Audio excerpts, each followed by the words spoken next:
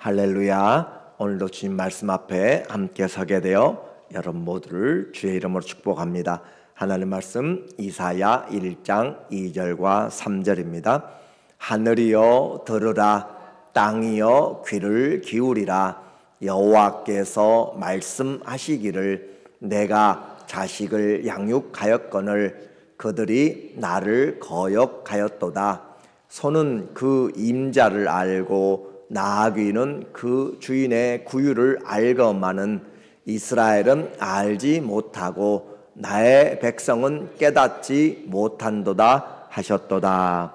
아멘. 오늘은 이사야서 두 번째로 삶의 변화 두 번째 시간 심판과 예배라고 하는 주제로 말씀을 같이 나누도록 하겠습니다. 이사야서는 선지서이며 우리가 예언서라고 그렇게 이야기해요. 그래서 이사야는 예언서 중에서 대예언서, 분량이 많은 대예언서의 첫 번째예요. 그래서 이사야, 예레미야가 또 에스겔서까지 그렇게 다니엘서까지 그렇게 대예언서로 그렇게 나누어지게 돼 있어요.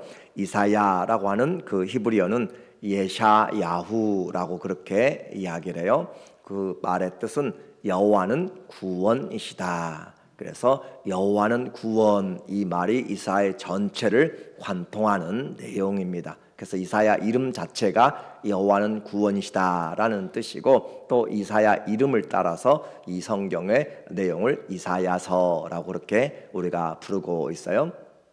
이 이사야서의 또 다른 별명을 우리는 말하기를 예언서이지만은 그것을 제5복음서, 우리는 신약 성경의 마태복음, 마가복음, 누가복음, 요한복음을 4복음서 4개의 복음 좋은 소식들이라고 하는데, 구약의 이사야를 바로 제5복음서라고 할 정도로 그와 같이 풍성한 예언의 은혜와 또 하나님의 구원의 은혜를 전해주고 있어요. 그래서 구약의 복음서라고도 이야기하고 이사야 복음이라고도 이야기할 정도로 예수 그리스도에 대한 내용을 많이 가지고 있는 거죠.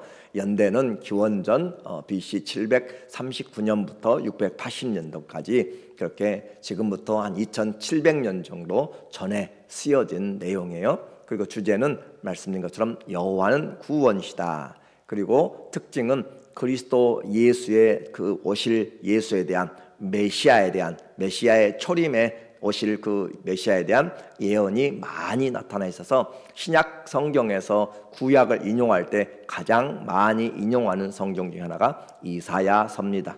여러분이 잘 아는 보라 처녀가 잉태하여 아들을 낳으리니 그 이름을 임마누엘이라 하리라부터 시작하여서 그가 하나님께서 한 아들을 우리에게 주셨고 그 이름은 기묘자라 모사라 전능하신 하나님이라 영존하신 하나님이라 평강의 왕이라 할 것임이라 라고 하고, 이사야 53장 여러분이 잘 아시는 것처럼 그가 찔림으로 우리가 구원을 얻게 되는 예수 그리스도의 십자가의 죽음과 부활까지 담겨 있고, 65장 66장에는 새하늘과 새 땅까지 이야기하고 있는 정말 너무나 귀한 그런 복음서의 내용, 예수 그리스도가 다수가 예언되어 있다라는 것이고, 구분을 하면은 이사야는 1장부터 66장까지, 원래 히브리어 성경, 신약 성경은 다 장과 절이 구분이 없어요. 쭉 이어진 그런 내용인데 읽기가 불편하고 그래서 그것을 나누게 된 것이죠. 그런데 나누어졌는데 좀 감사하게 이사야는 66장으로 나누어져 있어요.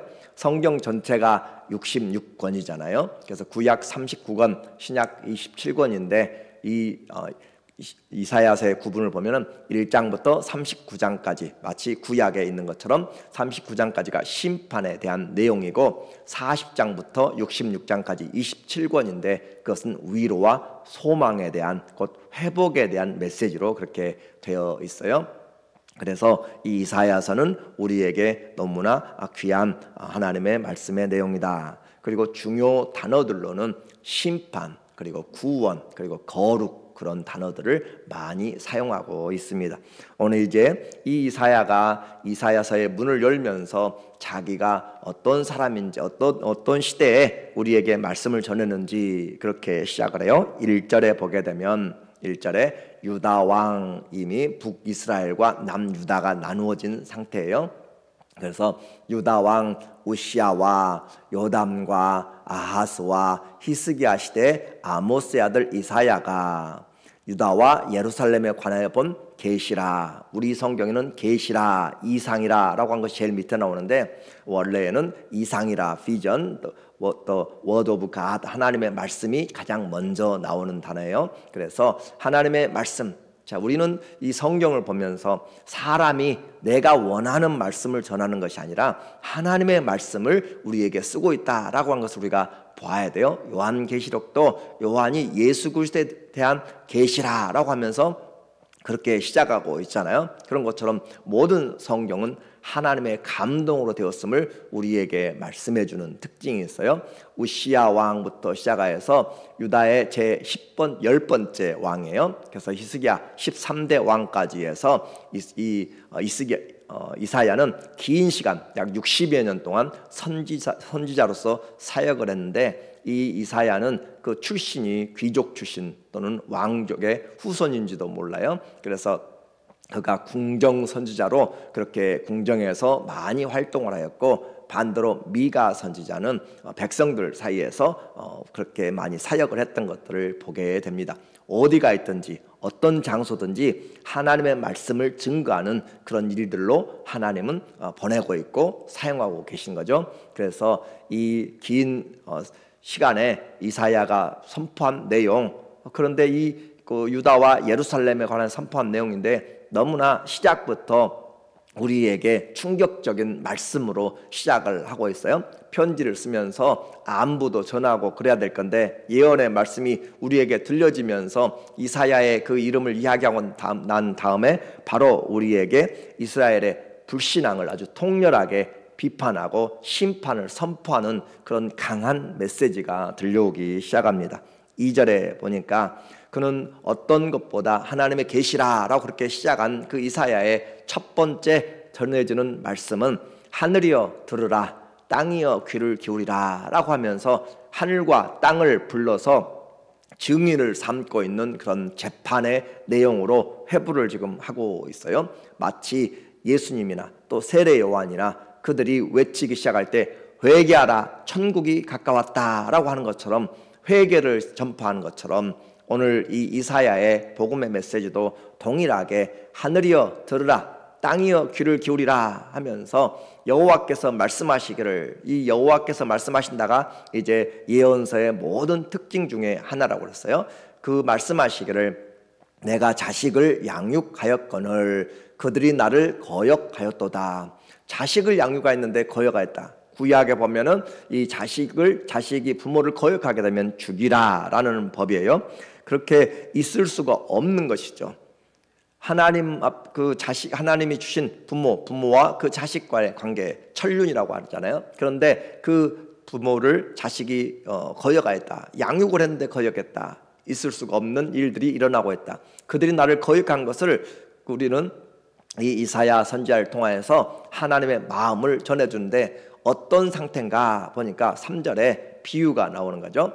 소는 그 임자를 안다. 또 나귀는 그 임자를, 주인의 구유를 알건만은 짐승, 말 못하는 미물들도, 짐승들도 주인의 그 구유를 알고 주인이 누군지를 아는데 이스라엘은 나를 알지 못하고 나의 백성은 깨닫지 못한도다 하셨도다. 이것이 그들이 지금 차지하고 있는, 위치하고 있는 그런 영적인 상태였어요. 하나님을 알지 못한다. 짐승들도 주인을 아는데 창조하심을 입고 했던 자가 알지를 못한다라고 하는 것이죠. 그래서 이 이스라엘의 위치는 하나님이 세울 때는 온 열방의 세계의 제사장, 그런 위치로, 하나님이 제사장의 위치로 그렇게 세워주셨고 거룩한 백성, 내게 소유된 자로 그렇게 하나님이 불러주셨는데 지금은 하나님을 알지 못한다. 짐승보다 못한 그런 가장 수치스러운 것이죠. 사람을 짐승에게 비유한 때 가장 저주가 되는 것이잖아요. 그래서 이와 같이 그들의 자격을 상실하였을 때 하나님은 이사야를 통하여서 하늘과 땅을 재판석에 그 배심원으로 또 증인들로 불러서 하나님이 이들을 고발하고 있는 내용이에요. 그러면 이 하나님을 떠났더니 그들이 어떤 삶인가, 지금의 상태, 이것은 영적인 상태예요. 하나님을 알지 못하는 영적인 상태가 되었고, 그리고 지금 그들의 상태를 보니까 4절에 슬프다, 범죄한 나라요, 죄를 범한 나라, 그리고 허물진 백성이요, 허물로 가득 찬 백성, 그리고 행악의 종자요, 모든 그 낳는 사람들이 낳고 자녀를 낳고 살아가는데 그들이 그런 죄악의 씨를 뿌리고 있는 것들이고, 행위가 부패한 자식이로다. 도무지 들어줄 만한 그런 것들이 하나도 없는, 의로움이 하나도 없는 정말 그런 상황으로 슬픔이 가득 차 있는 나라, 하나님의 아픔이죠. 그런데 그와 같이 하는데 그들이 여호와를 버리고 이스라엘의 거룩하신 이를 만홀히 여겨 멀리하고 물러갔도다. 그들의 자식이 부모를 버린 것처럼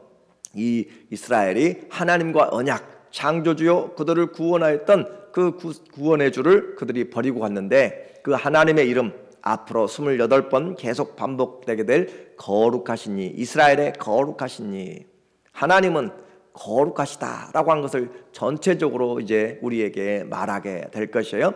이스라엘은 더러워졌어요. 그러나 하나님은 거룩하신 분이에요.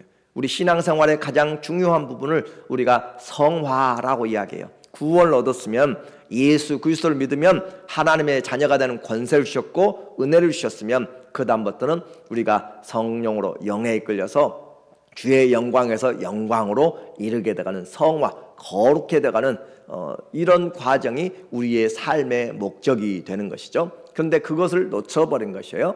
그래서 그들이 여호와를 버리며 이스라엘의 거룩하신 일을 만홀히 가볍게 여기고 무시해버리고 말씀을 묵살해버린 것이죠.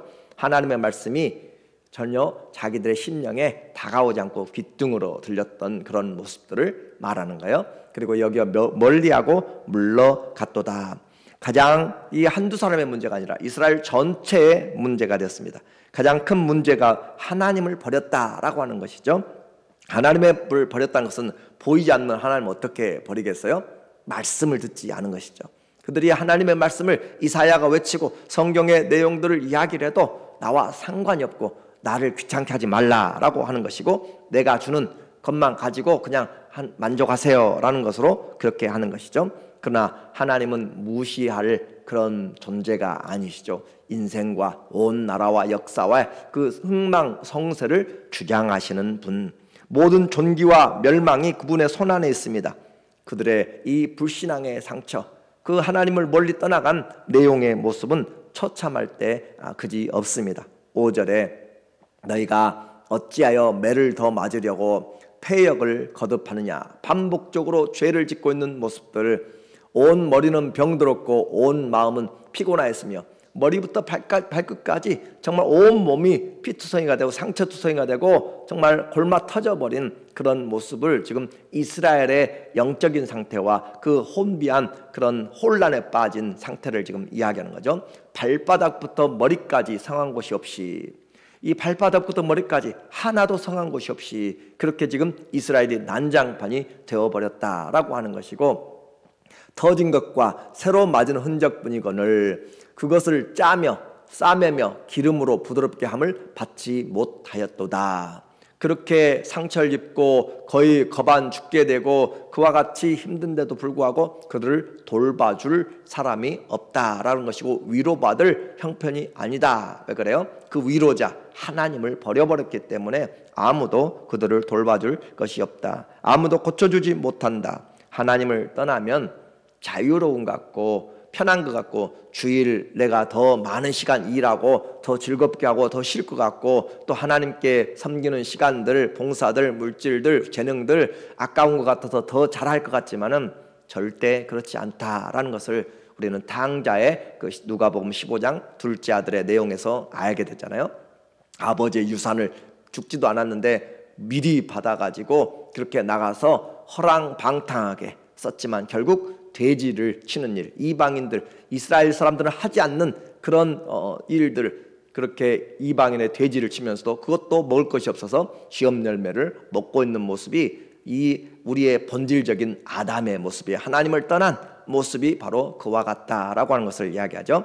하나님을 섬기는 것이 귀찮은 것 같이 보일지 모르지만 그러나 그 안에 생명이 있고 그 안에가 은혜가 있고 그 안에 하나님의 놀라운 공급하심이 있다는 것을 우리가 잃어보면 알게 되는 것이에요.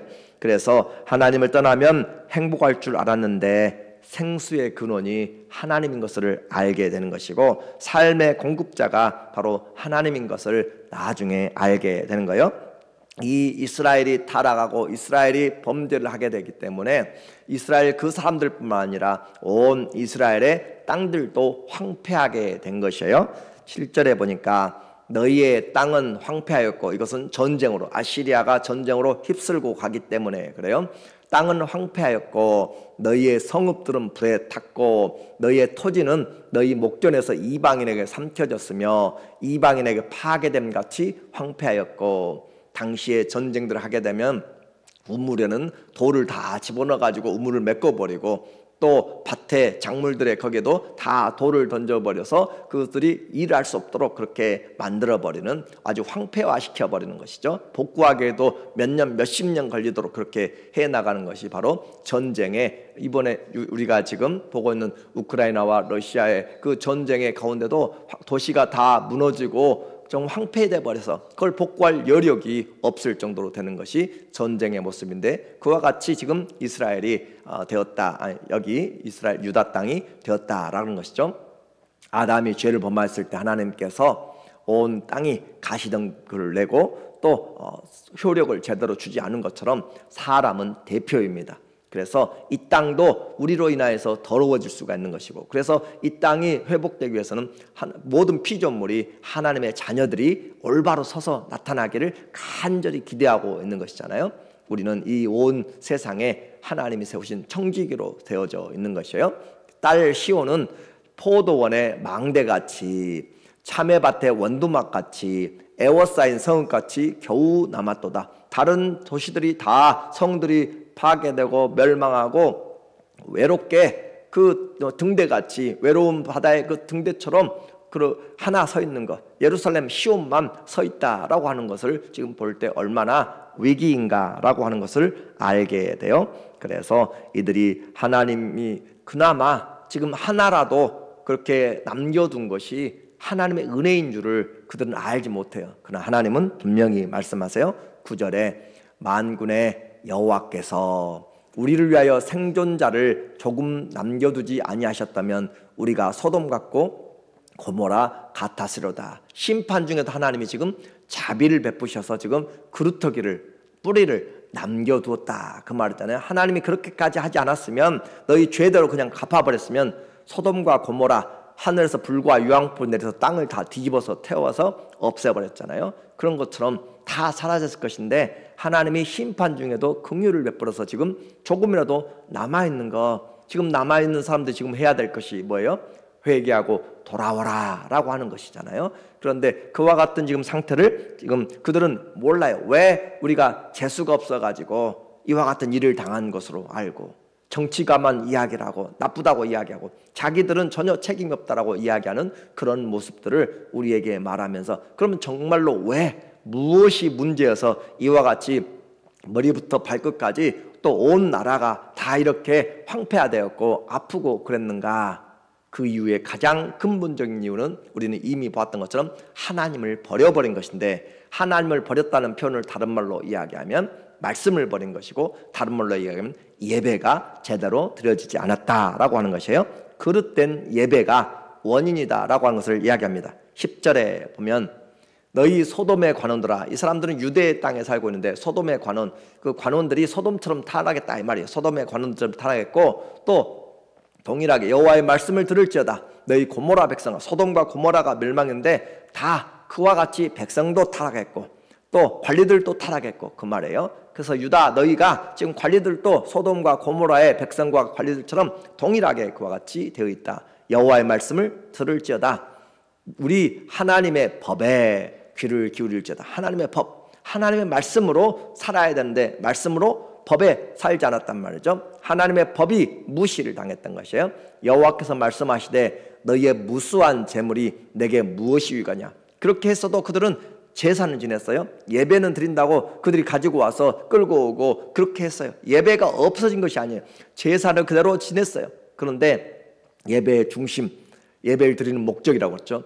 제단, 미츠, 베아흐, 자기 자신이 재물이 죽는 것이에요. 자기가 죽어야 되는데 죽지 않고 오히려 더 살아서 내가 예배 드렸으니까, 하나님께 이렇게 11조 드렸으니까 하나님 복 주셔야 돼요 라고 그렇게 생각하면서, 내가 죄 짓고 와서 하나님 내가 이렇게 와서 오늘 시간 들여서 안식일을 지켰으니까 하나님 나의 모든 건지 마음대로 살아요 하고 그렇게 자기 유익으로 만들어버린, 하나님을 공경하는 것이 아니고 예배하는 것이 아니라 자기의 유익을 위하여서 호주머니 속에 있는 신처럼, 자기의 부족처럼 그렇게 만들어버린 것이에요. 그래서 너희의 무수한 재물이 내게 무엇이 유익하냐. 천하 모든 것들이 다 하나님의 것이라고 했잖아요. 산에 있는 모든, 또 들판에 있는 모든 것들, 공중에 바다에 있는 것들이 다 여호와의 것이라고 주님이 말씀하시잖아요. 그런데 그 중에 너희가 몇 개를 가져왔다고 재물이 내게 무엇이 유익하냐. 나는 수양의 번제와 살진 짐승의 기름에 배 불렀고 나는 수송아지나 어린 양이나 염소의 피를 기뻐하지 아니하노라. 너희가 가져오는 재물들 나는 질렸다라고 하는 것이에요. 왜요? 마음이 없기 때문에. 가인도 제사를 지냈어요. 가인도 자기의 농사한 걸 가지고 제사를 지냈어요.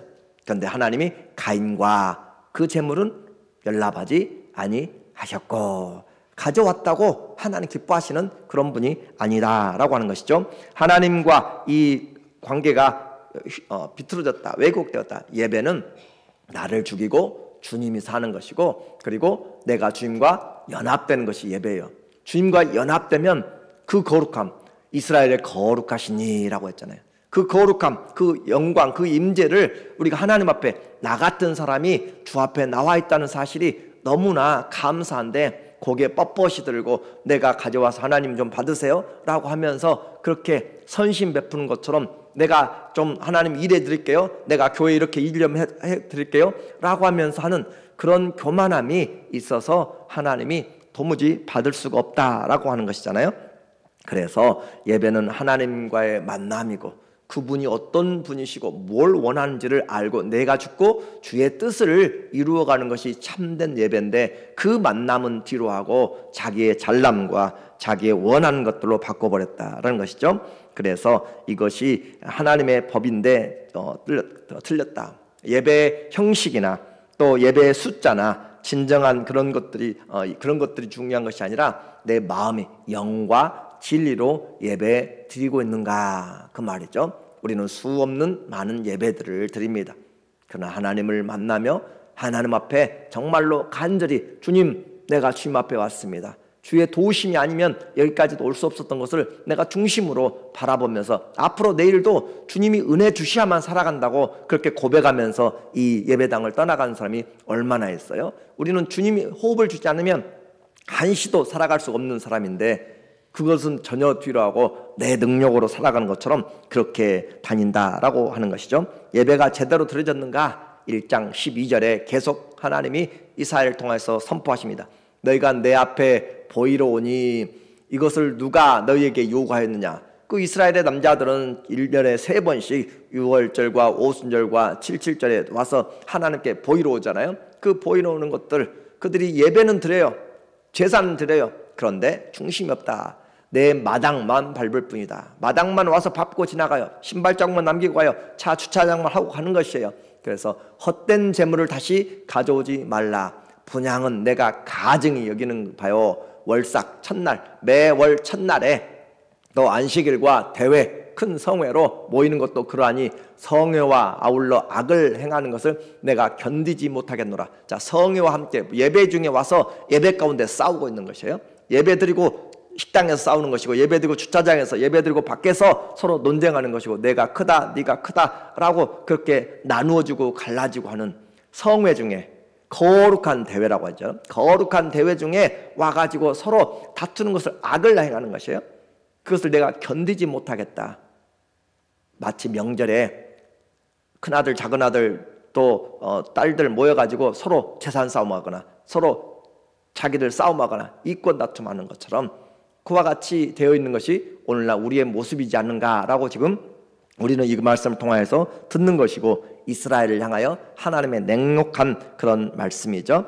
하나님을 사랑하는 것은 내 복을 빌기 위한 그런 내용이 아니라 하나님이 가장 먼저고 하나님으로 인하여서 살아간다라고 하는 것이죠. 그래서 하나님보다 앞서는 모임, 하나님보다 앞서는 나의 어떤 것들도 다 우리는 올바르지 않다라고 하는 거예요. 말로는 경건을 외치고 말로는 거룩을 하고 섬김과 사랑을 말하지만 모두 자기 알아줌을 위하여서, 그래서 하나님을 꼭두각시로 여기고 있는 모습들을 정말 우리가 얼마나 이 선지자들의 말들을 제대로 듣지 않으면 오늘날도 비일비재하게 일어나는, 그래서 교회에 거룩이 사라져가고 내 삶에 거룩이, 교회에 놔두고 하루에 24시간 안에서 하나님 앞에 그 거룩을 얼마나 두려워하는가, 하나님이 불꽃 같은 눈으로 시퍼렇게 하나님이 살아서 하나님이 그 공의의 눈으로 쳐다보고 있는 그 모든 모습들을 우리는 얼마나 그 하나님 앞에서 살고 있는가라고 하는 것을 말하고 있어요.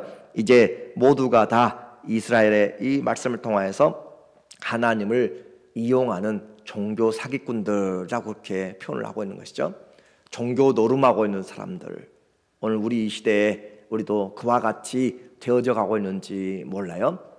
사람들에게 잘 보이기 위해서, 뭔가 직분을 얻기 위해서, 또 내가 뭔가 명예를 얻기 위해서, 알아주기 위해서 그런 모습들이 우리에게 항상 찾아와요. 그러나 그럴 때마다 예배는 어떻게 해요? 자기를 죽인다고 그랬어요. 내가 죽고 그리스도가 내 안에 살도록, 주님, 나 때문에 주님이 가려지면 그것이 우리의 저주잖아요. 그것이 마음 아픈 것이고, 그래서 나는 죽고 그리스도만 사는 것이, 그것이 진짜 영광이고 그리스도로 살아가는 사람들, 오늘 우리의 삶이 왜 변하지 않는가? 바로 이와 같이 삶이 변하지 않기 때문에, 신앙은 모습은 종교 행위는 있지만 변하지 않았다. 어떻게 그들이 변하지 않았는가? 14절에 보니까 내 마음이 너희의 월삭과 정한 절기를 싫어하나니 그것이 내게 무거운 짐이라 내가 지기에 곤비하였느니라. 하나님이 이 예배에 와서 드린 것을 보고 짊어지고 쓰러지고 지치고 할 정도로 예배에 지금 치여서 지금 쓰러지는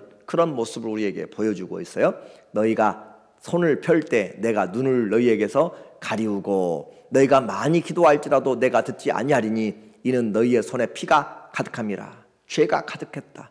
이 회개를 해야 되는데 회개는 하지 않고 그 일들을 더 계속 예배 들고 가서 거짓말 동일하게 하고, 예배 들고 가서 여전히 혈기 부리고, 예배 들고 가서 여전히 자기가 살아서 높아지려고 하는 것들이, 손에 피가 다른 사람을 취하여서 사기를 치고, 얼마나 많은 일들이 우리 교회의 이름으로 또 교회 직분으로 어디 가서 어떤 명함을 내면서 나 교회 장로입니다, 목사입니다, 권사입니다 라고 하면서 그것으로 장사를 하려고 하고, 그렇게 하면서 우리가 얼마나 아픈 그런 일들을 하고 있는지, 손에 피가 가득하였다라고 하는 것이고, 회개 없는 신앙에 대해서, 그래서 하나님의 말씀으로 우리 삶이 바꿔지지 않으면 우리의 신앙은 주님이 원하는 것과 너무 거리가 멀어서 그날에 후회하게 됩니다. 17절에 주의 말씀으로 원하시는 삶이 무엇인가, 주님이 예배를 통해서 나를 죽이고 원하시는 것이 무엇인가, 우리 삶의 선행을 배우며, 무엇이 선한지를 배우라라고 하는 거, 배우라고.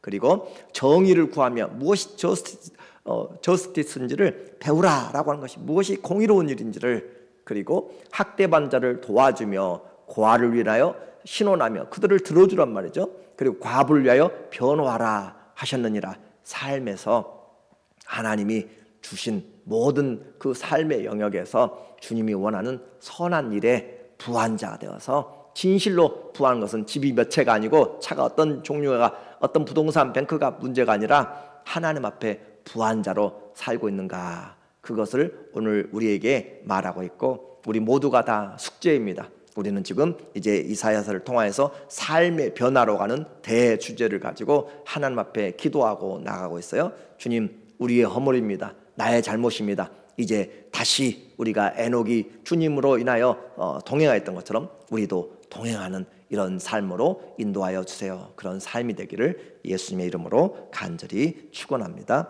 아멘. 기도하겠습니다. 하나님 아버지, 우리에게 주시고자 하는 말씀이 축복이 아니라 심판일진데, 그러나 그 심판조차도 우리를 사랑하시기 때문에 오늘 우리의 말씀을 듣고 그 말씀이 우리의 삶으로 하나씩 하나씩 주의 마음을 기쁘시게 하는 그런 삶의 변화로 열매 맺게 하여 주시옵소서. 회개에 합당한 열매를 맺음으로 하나님께 영광이 되고 우리에게는 큰 기쁨이 되도록 인도하여 주시옵소서. 예수님의 이름으로 기도합니다. 아멘.